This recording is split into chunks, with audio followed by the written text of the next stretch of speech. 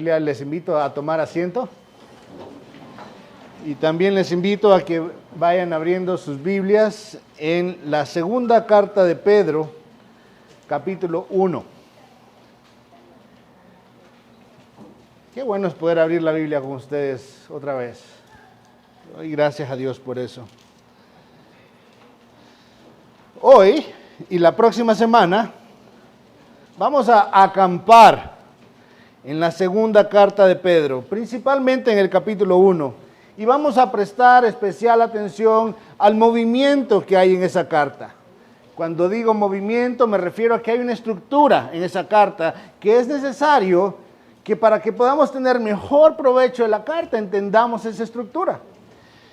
Si ustedes recuerdan, cuando estuvimos en Segunda de Samuel, en los últimos capítulos, vimos que había una estructura, en la cual la primera porción era similar en contenido a la última, y la segunda era similar a la penúltima, y así sucesivamente hasta llegar a un clímax. Pues lo mismo sucede con la segunda carta de Pedro. Tenemos ese mismo tipo de estructura. Y el clímax está en 2 de Pedro, capítulo 2, versículo 9, al cual les pediré que me acompañen después de que oremos. Padre Celestial, gracias te damos, Señor. Gracias por tu palabra. Señor, ¿cómo podríamos conocerte si no fuera porque tú te has revelado a través de tu palabra y a través de tu creación también, Señor? Te suplicamos hoy que nos concedas no solo entendimiento, Señor, sino también sumisión a tu palabra.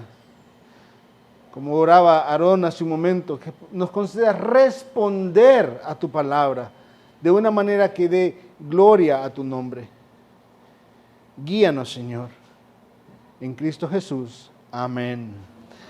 Así que antes de leer el pasaje que tenemos para hoy, quiero que leamos el pasaje que es el clímax de la carta completa. Porque ese pasaje de alguna u otra manera está relacionado con cada porción de la carta.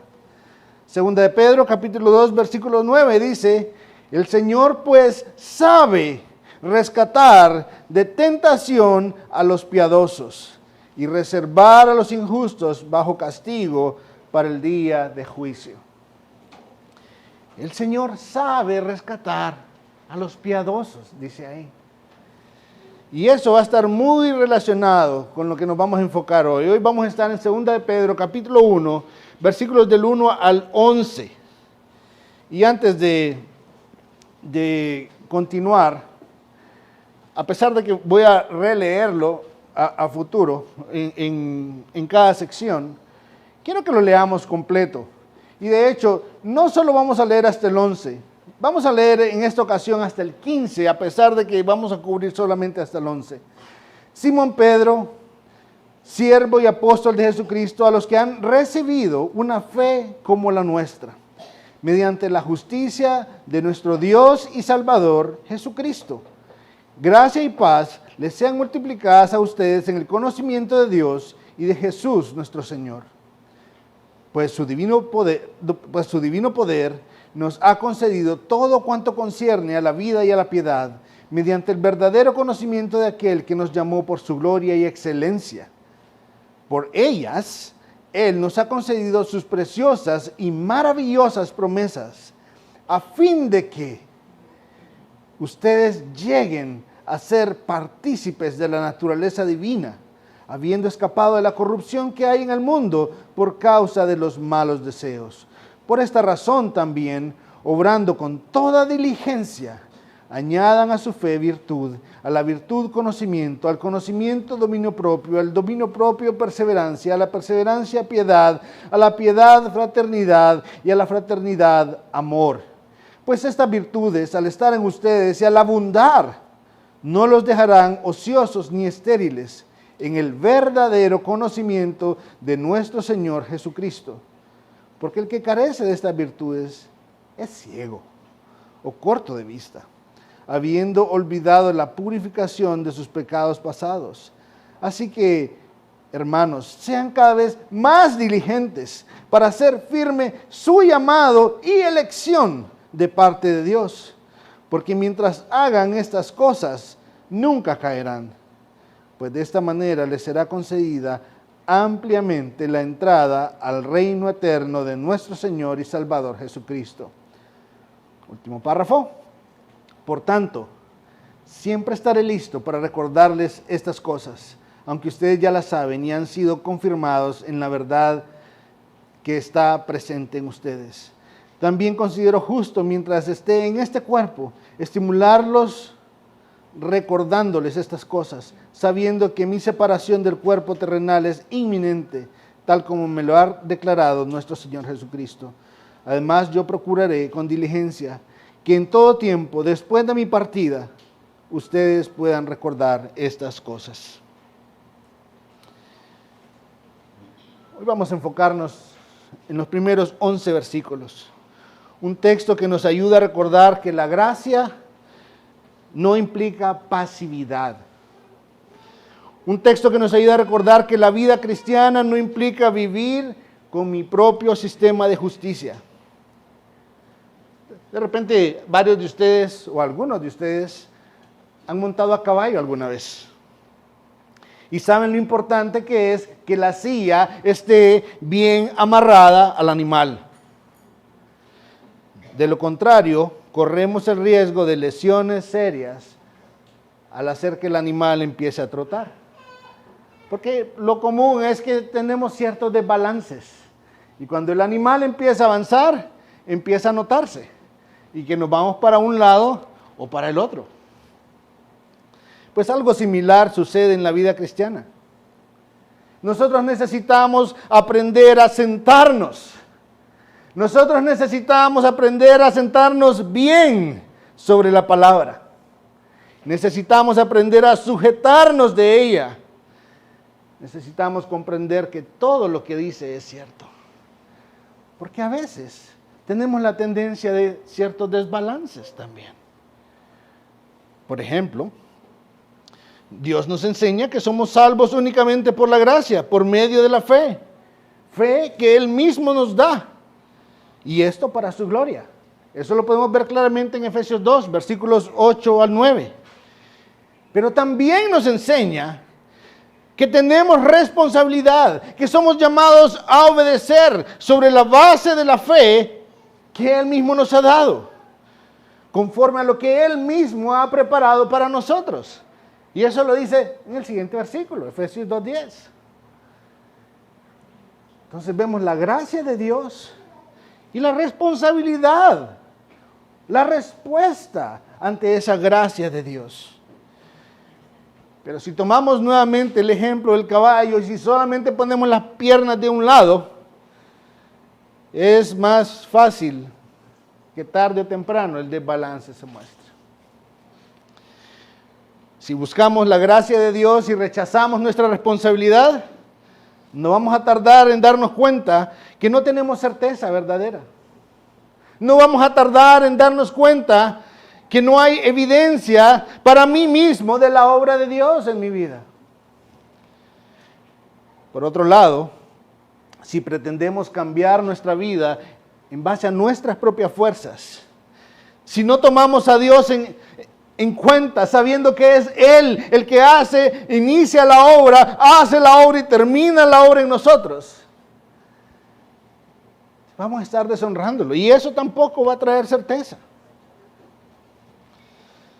En cierta forma, lo que este pasaje va a responder es a la pregunta, ¿cómo puedo tener certeza?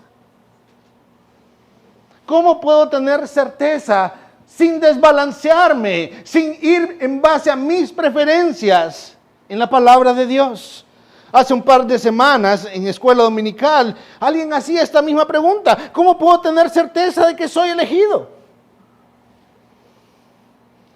Y este texto provee una respuesta para esa pregunta. Hoy vamos a enfocarnos en 3 puntos. El primero es, en los versículos del 1 al 4, tenemos todo lo que necesitamos para vivir con devoción. Vamos a verlo en el pasaje. El segundo es, somos llamados a crecer en la gracia que se nos ha dado. Versículos 5 al 9.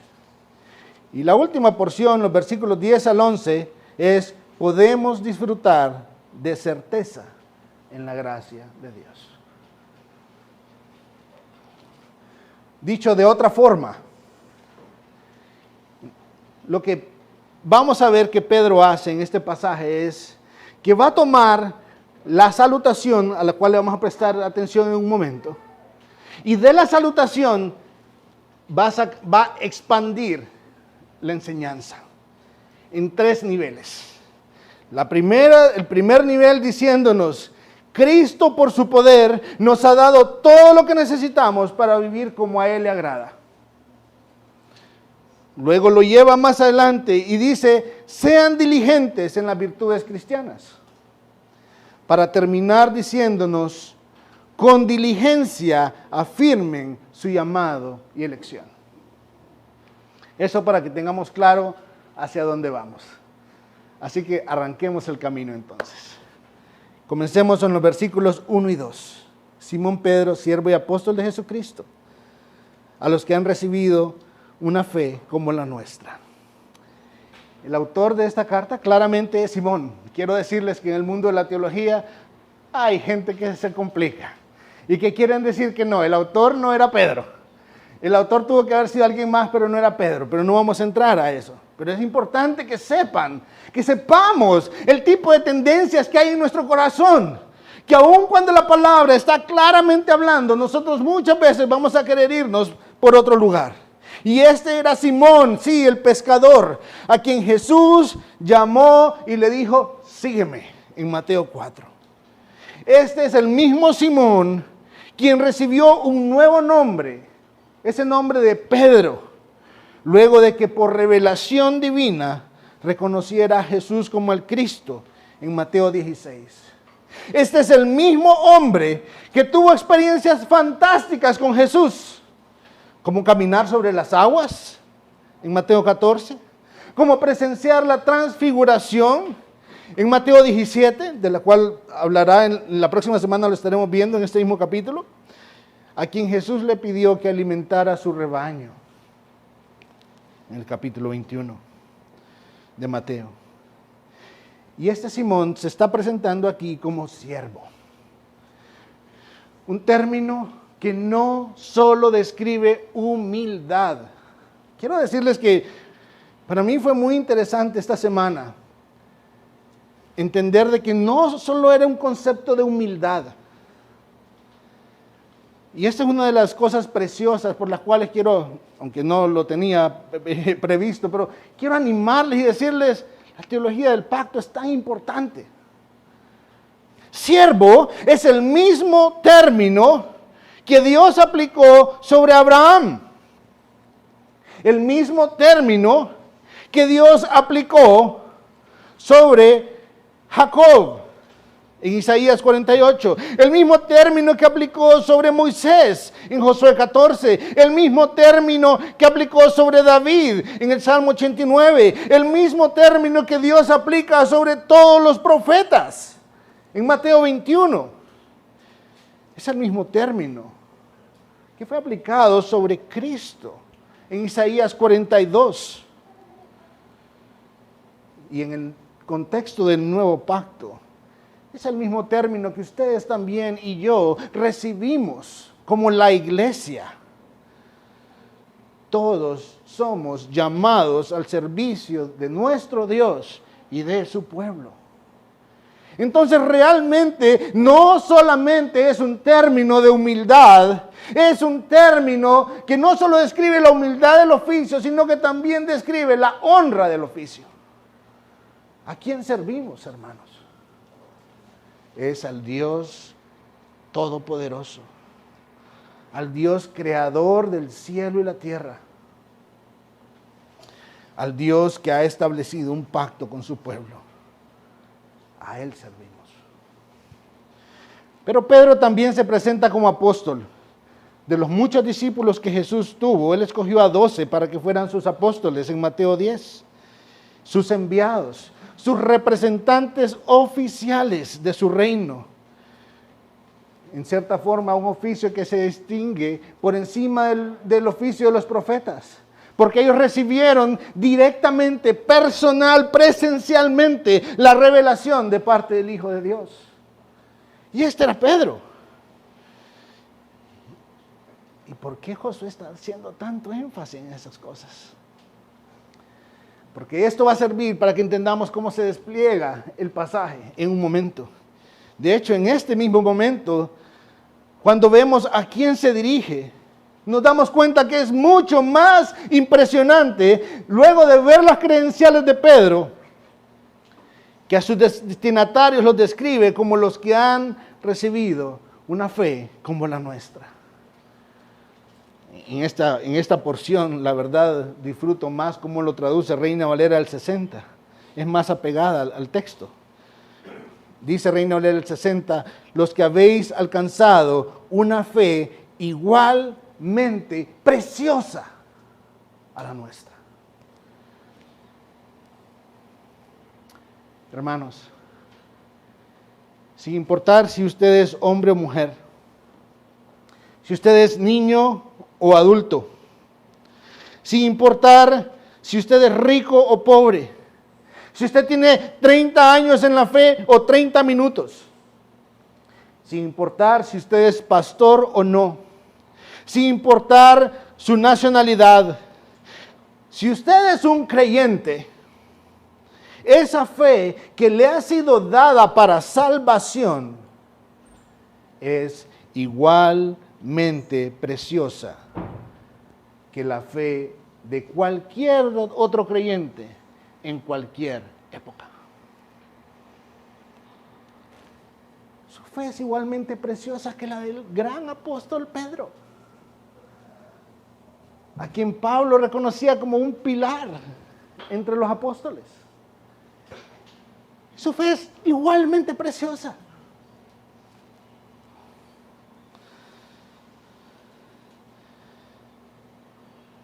Y Pedro nos dice la razón por la cual es igualmente preciosa. Hoy en día se nos dice que cuando todo es igualmente precioso, realmente no hay nada realmente precioso. Pero eso no es cierto. La razón por la cual la fe nuestra es, sin excepción, igualmente preciosa, que la fe de los salvos es igualmente preciosa, no radica en nosotros mismos. Miren lo que dice el pasaje. Final del versículo 1. Una fe como la nuestra, mediante la justicia de nuestro Dios y Salvador Jesucristo. Por eso es preciosa. Porque es una fe que nosotros no alcanzamos. Es una fe que nosotros hemos recibido, no por mérito propio, sino por el mérito de nuestro Dios y Salvador Jesucristo. Por eso nuestra fe es tan preciosa. Versículo 2. En el versículo 2 tenemos la esencia del saludo, de lo cual se van a desprender 3 capas más. Y el saludo es muy similar a los de las cartas de Pablo. Solo que Pedro toma esas palabras, gracia y paz, caris y shalom, y les da el sentido, el peso que en la vida cristiana tienen. Esa gracia y paz que solamente puede venir de Dios. Algo que el mundo no puede ofrecer. Y que no solo son palabras, como cuando decimos, hola, ¿qué tal? Pero a veces ni siquiera nos interesa saber qué tal está la otra persona. Aquí había un mensaje. Gracia y paz les sean multiplicadas a ustedes en el conocimiento de Dios y de Jesús nuestro Señor. El deseo de Pedro es que las bendiciones de Dios sean incrementadas hacia los creyentes en la medida que crecemos en el verdadero conocimiento de Cristo. Y este calificativo de verdadero, no soy yo el que lo está poniendo ahí. Vamos a ver que el mismo Pedro en el versículo 3 pone ese calificativo. Porque en el capítulo 2 nos vamos a dar cuenta que una de las razones por las cuales había toda esta premura en lo que Pedro les está diciendo es porque les está diciendo van a venir falsos maestros. van a traer un falso conocimiento, un falso entendimiento. Así que ustedes entiendan y ustedes pueden disfrutar más de esa gracia y esa paz solamente por causa del verdadero conocimiento de Cristo Jesús, nuestro Señor. Y esa es precisamente la idea que vamos a ver desempacada en los 3 puntos que les dije hace un momento. Primera idea para desempaquetar esto es: Cristo, por su poder, nos ha dado todo lo que necesitamos para vivir como le agrada. ¿Cómo esto sale de gracia y paz les sean multiplicadas? Porque es así precisamente. Es Él dándonos todo lo que necesitamos para poder disfrutar más de su gracia y de su paz. Veamos los versículos 3 y 4. Pues su divino poder nos ha concedido todo cuanto concierne a la vida y a la piedad, mediante el verdadero conocimiento de aquel que nos llamó por su gloria y excelencia. Por ellas, es decir, la gloria y excelencia, Él nos ha concedido sus preciosas y maravillosas promesas, a fin de que ustedes lleguen a ser partícipes de la naturaleza divina, habiendo escapado de la corrupción que hay en el mundo por causa de los malos deseos. Pedro empieza a explicarnos a qué se refiere cuando en la salutación nos dice que desea que la gracia y la paz sean multiplicadas. Y su primer argumento es: ya tienen todo lo que necesitan. Para vivir en una vida de devoción a Dios, para vivir una vida piadosa, Dios ya le dio todo. Y si lo hemos recibido, significa que ya lo tenemos. Pero también significa, si lo hemos recibido, significa que no empezó con nosotros. Ese es un lado del caballo. Lo recibimos por gracia. Sí, no empezó con nosotros. Nosotros lo recibimos. Pero lo recibimos para vivir para la gloria de Dios. Ahí está el otro lado del caballo. Es por gracia. Pero yo necesito entender que yo necesito esa gracia para yo vivir. Tengo la responsabilidad con todos esos insumos que Dios ha dado de gracia, de responder viviendo para la gloria de Dios. Pensando para la gloria de Dios, hablando para la gloria de Dios. Prestemos atención al versículo 4. Dice ahí que Él nos ha dado promesas preciosas, como las que ningún hombre podría ofrecernos para motivarnos. Pero dice que es para que seamos o lleguemos a ser partícipes de la naturaleza divina. Muchas veces nos complicamos con este tipo de versículos, porque pensamos que lo que está diciendo es que con esas promesas yo voy a llegar a tener naturaleza divina. No, no es lo que está diciendo el pasaje. El pasaje no está diciendo que usted va a llegar a tener naturaleza divina. Esas son enseñanzas de algunas sectas que tenemos en nuestro país, que usted va a llegar a ser Dios algún día. Pues les traigo una buena noticia: ninguno de nosotros va a llegar a ser Dios. Y es buena noticia porque si llegáramos a ser Dios, no podríamos estar hoy confiando en el único Dios verdadero. Qué buenas noticias que Dios no cambia.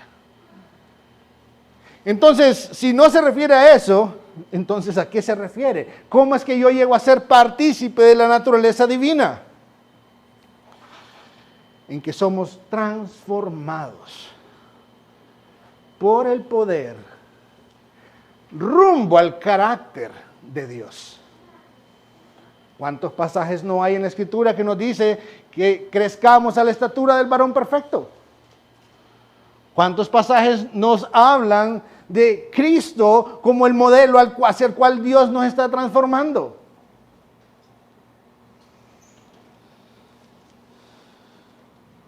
Lo que está diciendo es: vamos a ser partícipes de esas virtudes que son inherentes de Dios. Que ya está, ya Dios lo ha dado. Para que nosotros, hagamos uso, respondamos usando esas virtudes que ya Dios, si somos creyentes, si tenemos un verdadero conocimiento de Cristo, ha puesto en nosotros.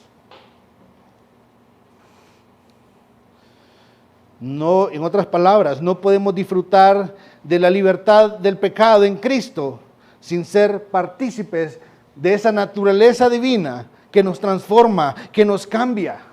Pero de eso vamos a estar hablando en más detalle en los versículos 8 y 9. Vamos a la siguiente porción. La siguiente porción, la idea es, somos llamados a crecer en la gracia que se nos ha dado. Comencemos viendo los versículos 5 al 7. Por esta razón también, obrando con toda diligencia, añadan a su fe virtud, y nos da toda una secuencia de virtudes ahí, virtudes que no tendríamos si no fuera por la obra de Dios. Entonces, luego de habernos dicho todo lo que es necesario, que hemos recibido todo lo que es necesario para la vida y la piedad, y que todo eso ya se nos ha sido dado, que lo tenemos, que el propósito de Cristo es que seamos participantes de esa naturaleza divina, Pedro nos da una lista de atributos. Estos atributos son característicos de Dios, son característicos de la naturaleza divina. Son concesiones de Dios hacia nosotros diciendo, ustedes son mis hijos, entonces van a actuar como mis hijos.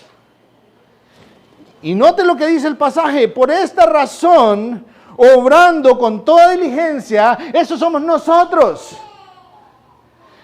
Y no dice añada fe. Preste atención al pasaje. El pasaje no dice añada fe. Porque usted no puede añadir fe. Yo no puedo añadir fe. La fe es un don de Dios. Y todo lo demás que viene ahí es un don de Dios. Pero lo que está diciendo aquí es, todo eso que el Señor ya nos ha dado, póngalo sobre la base que Dios ya le entregó. La base de su fe. Ahora, sea usted responsable en base a esa fe, dependiendo del poder de Dios, dependiendo del Espíritu Santo, de la guianza en la palabra, sea diligente en añadir virtud. No me quiero saltar la parte de ser diligente. Pero implica tener una buena disposición hacia una responsabilidad. Tenemos responsabilidades como cristianos. La palabra gracia y la palabra responsabilidad no son opuestas. Van de la mano. Van de la mano. Por eso dice, con toda diligencia, con toda buena disposición, a su fe añada virtud. Cuando usa la palabra virtud, es la misma palabra que ya usó al final del versículo 3, que es excelencia. Es exactamente la misma palabra. Lo que está diciendo es, disponga en su vida una actitud de excelencia para Dios. Entienda que a usted se le ha dado todo esto para que viva para la gloria de Dios. Y sabemos que es algo que no podemos hacer solo. Por eso Dios ya nos ha dado todas estas cosas. Y a la virtud dice conocimiento. Imagínense lo que nos pasa cada vez que añadimos conocimiento sin antes tener virtud. Es tan fácil empezar a pensar de que yo lo logré, yo lo alcancé, yo lo supe, usted no. Hay un orden aquí. Cuando digo hay un orden, no es que no puedo añadir conocimiento hasta que ya la virtud se ha desarrollado por completo, no. Pero hay un orden lógico en el cual hay unas cosas que van a estar sosteniendo otras.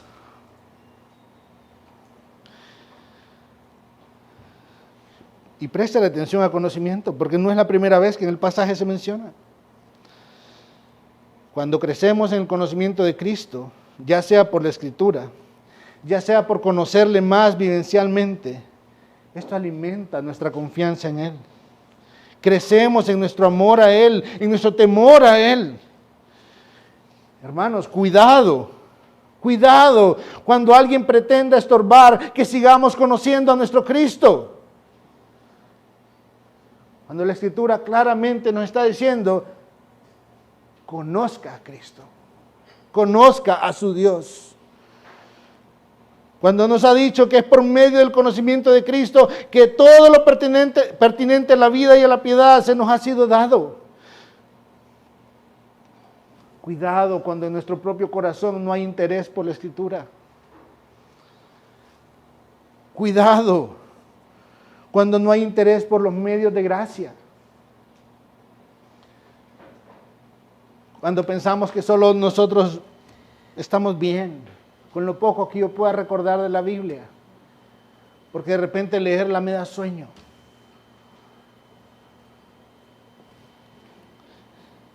Y luego dice, sobre el conocimiento, o en el conocimiento, dominio propio. Dominio propio se refiere al control de nuestras emociones. Dominio propio se refiere al control de nuestros deseos, de nuestros impulsos. En cierta manera es obediencia.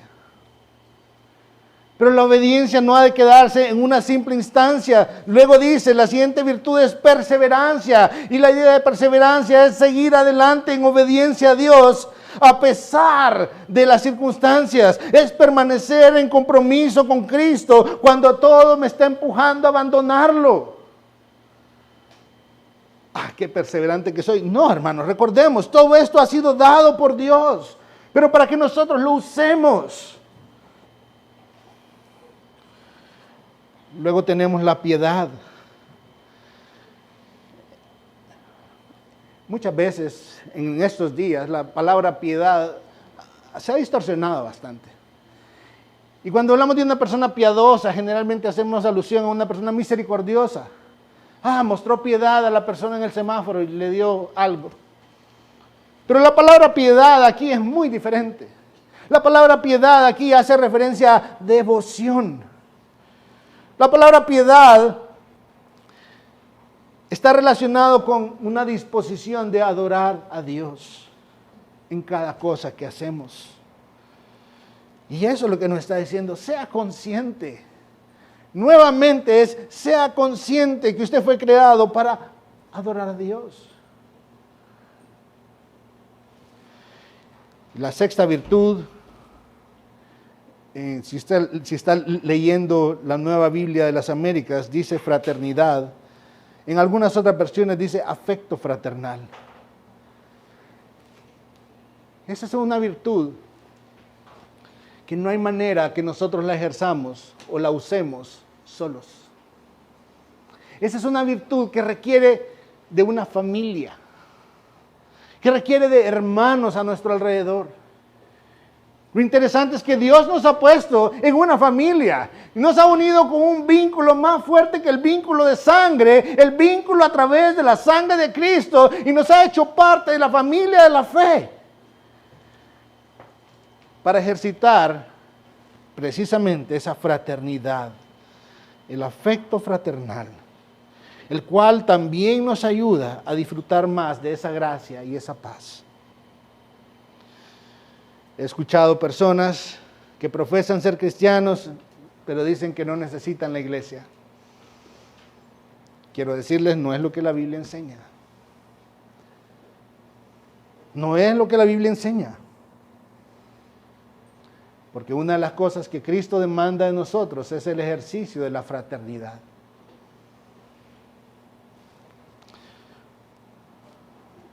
Hermanos,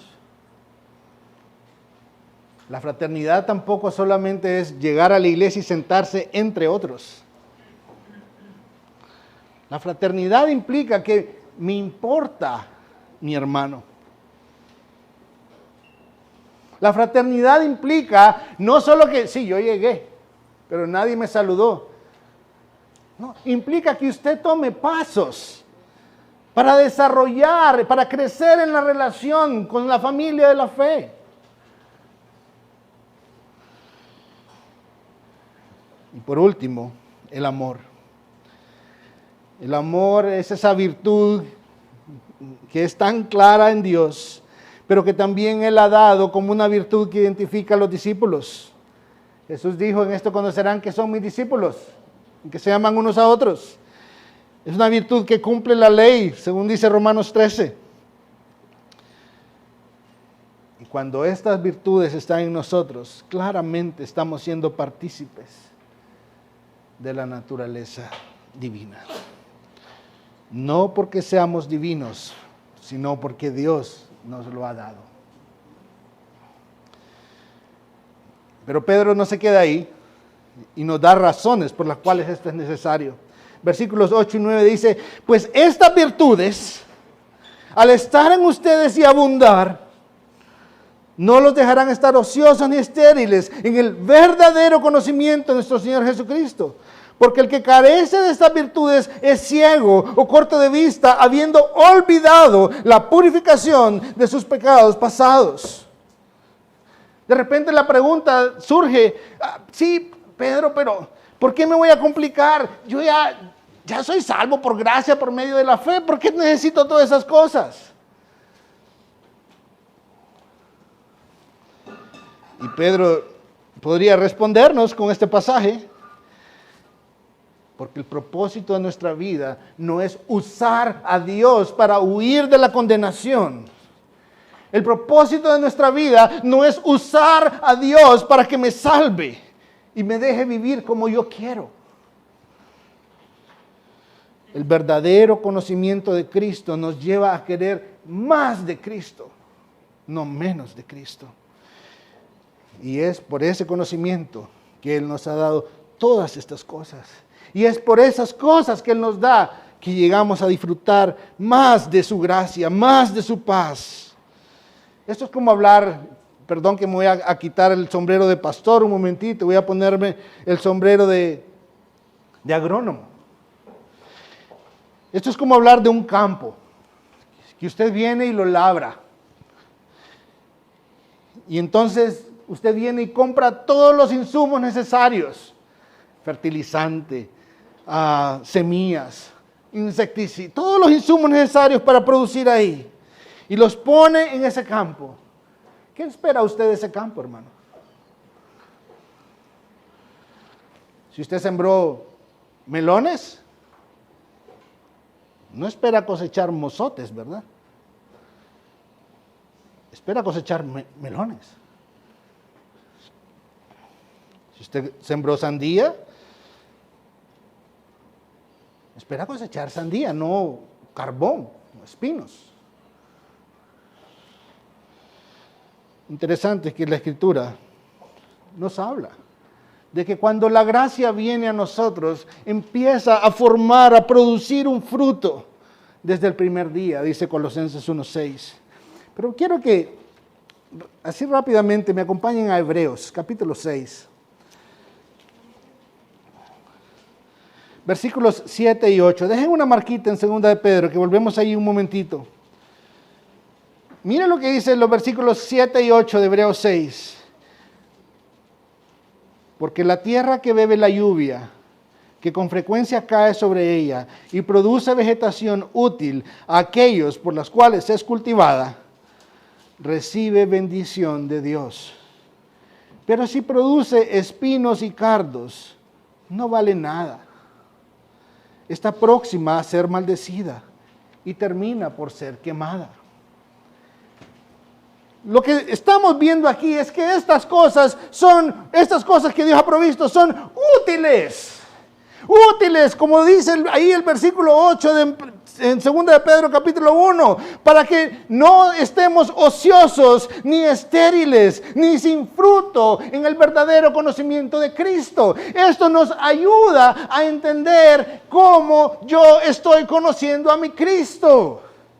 Si tenemos un verdadero conocimiento de Cristo, este verdadero conocimiento dará fruto, el fruto del Espíritu. Es un fruto de esa nueva vida que tenemos en Cristo Jesús. No es como quien dice: a mí me transformó Cristo. pero la verdad no se mira nada.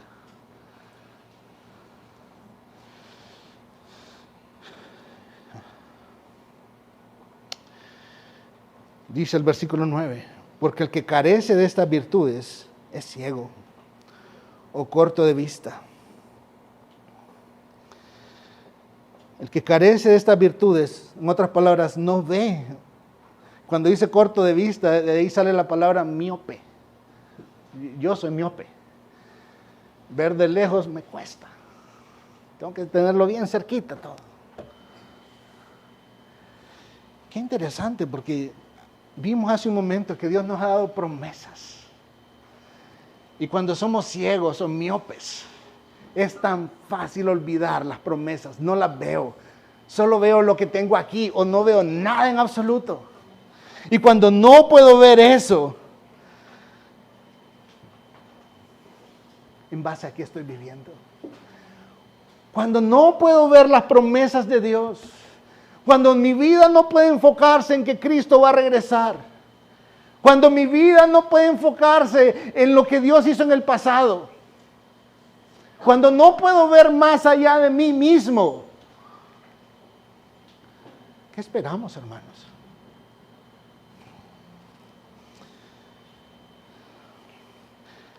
Termina diciendo el versículo 9, habiendo olvidado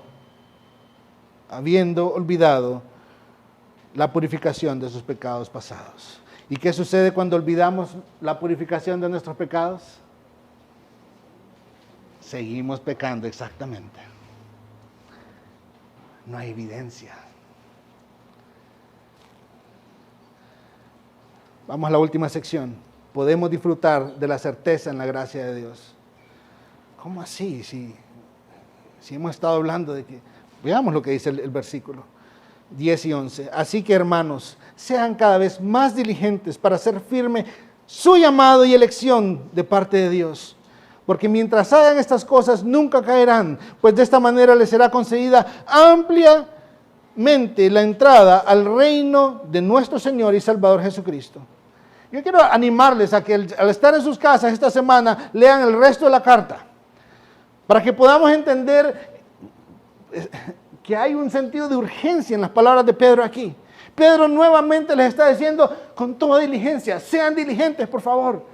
Ya vimos que en los versículos 12 al 15 les está diciendo, yo ya estoy de salida, pero voy a procurar en que ustedes recuerden esto. Y lo que hemos estado viendo es que en cierta manera está repitiendo una y otra vez. Y les está diciendo ahora, sean diligentes en hacer su llamado y elección. Cualquiera podría decir, pero ¿cómo? ¿Cómo yo voy a afirmar mi llamado y elección si el llamado quien lo hace y la elección quien la hace es Dios? ¿Cómo se supone, Pedro, que yo haga eso? ¿Soy yo el que tiene que hacer firme el llamado y elección? Sí, pero no para Dios. Dios ya sabe. Él sabe lo que Él ha hecho en nuestras vidas. Es para nuestra certeza. Dios nos escogió desde antes de la fundación del mundo. No soy yo diciéndole a Dios, sí, apruebo lo que hiciste. No, no es así. Y su llamamiento, dice la Escritura, es irrevocable. Entonces, esta confirmación, este hacer firme el llamado de la elección, no es para darle el visto bueno a Dios, es para encontrar certeza en las evidencias de la obra de Dios en nuestra vida. Como vimos en la sección anterior, es para que tengamos evidencia objetiva.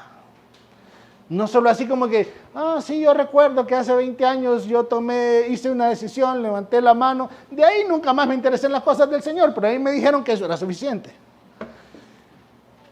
El Señor me cambió. ¿Cuál es la evidencia de que el Señor le cambió? ¿Cuál es la evidencia de que el Señor le transformó? ¿En qué le transformó?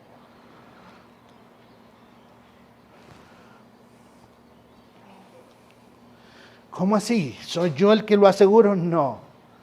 Entendamos una cosa. Es Dios el que nos ha dado todas estas cosas para nuestro bien. Es Dios el que nos ha dado estas cosas para que cuando vengan los falsos maestros diciéndonos que la salvación depende de nosotros, nosotros digamos no. Soy salvo por gracia, por medio de la fe, y la evidencia está en lo que Dios ha hecho en mí, al darme virtud, al darme conocimiento de Cristo, al llevarme a ser obediente, al llevarme a ser perseverante en medio de dificultades, al llevarme a amar a mis hermanos, cuando la verdad yo nunca pensé que iba a amar a gente que se parece a mí. Al llevarme a amarle a Él con devoción.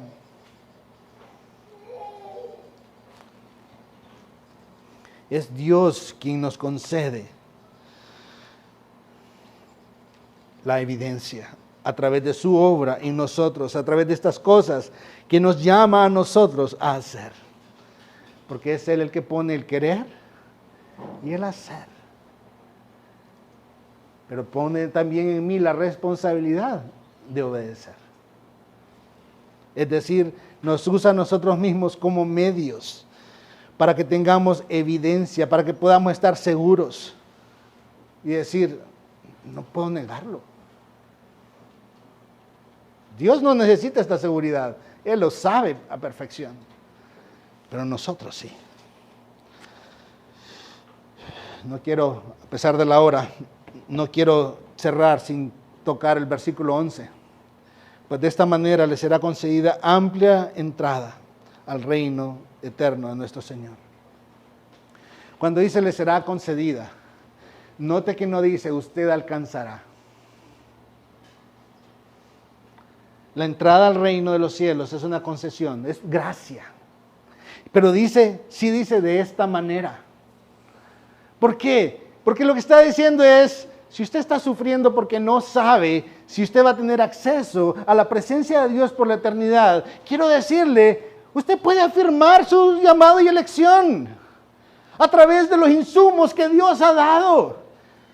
Todo usted lo ha recibido, todo lo que es necesario para la vida y la piedad, Dios ya se lo dio. La evidencia va a estar en la obra de Dios sobre usted, llevándolo a usar estas cosas. Entonces, tiene la evidencia, la certeza de que le será concedida de esa manera, amplia y generosa entrada, dice otra versión, en el reino de nuestro Señor y Salvador Jesucristo. Para terminar, les dije que Segunda de Pedro era como un sándwich, así que tarea para la casa. Vamos a leer Segunda de Pedro 3 del 14 al 18, son los últimos 5 versículos. Y la tarea es, ¿cómo se parece a lo que vimos hoy? Pero ¿qué hay para nosotros en este pasaje? Hermanos, ¿ha escuchado alguna vez la expresión, si yo tuviera fe, como la que tienen esos hombres en la Biblia? Quiero recordarle, si usted es creyente, usted y yo tenemos exactamente la misma fe salvadora de Abraham. Igual de preciosa que la de David. Igual de preciosa que la de los profetas y los apóstoles. Nuestra fe no es inferior ni superior. Es igualmente preciosa. Esa fe salvadora que viene de Cristo Jesús. Por lo cual, hermanos, esto tiene que llevarnos a una disposición clara hacia quién es Dios y hacia los recursos que Él nos da. Pero también tiene que llevarnos a una disposición clara hacia el resto de la familia de la fe. Y cuando digo el resto de la familia de la fe, no solo me refiero a quien está sentado ahí a la par suya, también a otras congregaciones que también tienen una fe igual de preciosa que la nuestra, si tienen el verdadero conocimiento de Cristo Jesús. Cuidado con pensar que nosotros somos mejores, hermanos. Somos lo que somos por la gracia de Dios.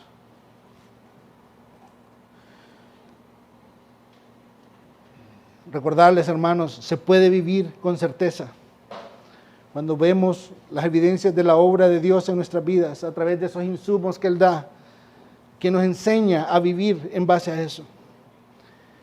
Si usted profesa ser creyente pero no ve evidencias de esa fe salvadora, Yo quiero decirle, corra a Dios. Recuerde que Cristo murió para rescatarnos de nuestro pecado. Si usted profesa ser creyente, pero realmente lo único que está viendo en su vida es pecado, recuerde que Cristo Jesús pagó en la cruz para librarnos de nuestros pecados. Corra a Él, confíe en las preciosas promesas de su Cristo, de mi Cristo, de nuestro Cristo.